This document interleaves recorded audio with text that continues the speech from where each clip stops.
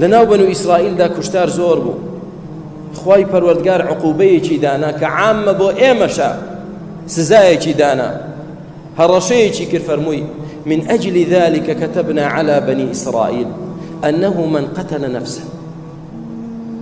حكمك من داناوە ئەویش ئەوەیە هەر کەسێک یەک کەس بکوژێ نفسا، نەیفەرموو أنه من قتل نفسا مؤمنة نفسا تقية صالحة، نفسا نكرة لإفادة العموم، أي نفس، هەر کەسێ بکوژێ بەناحەق.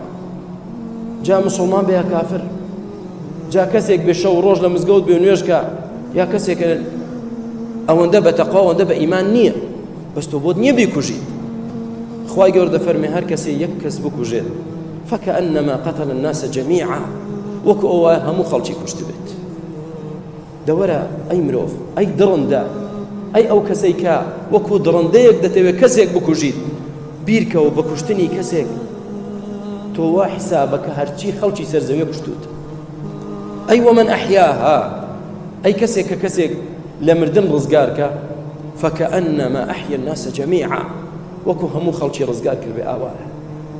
کەواتە براکانم، جەریمەت و تاوانی کوشتن زۆر گەورەیە کە بەداخەوە لە ناو مسلماناندا زۆر بڵاو بۆتەوە، هەرچەندە کە مقارنەیکەین لەگەڵ وڵاتانی تر، ئێستاش حاڵی ئێمە باشترە، بەڵام بەهۆی ئەوەی کە وڵاتی مسلمانان بوونەتە پاشکۆ و کلکی بێ باوەڕان، وازیان لە شەریعەتی رب العالمین هێناوە و قانونە بۆگەنەکانی ئەوان تەطبیق دەکەن، خەریکە وڵاتی ئێمەش وای لێبێت.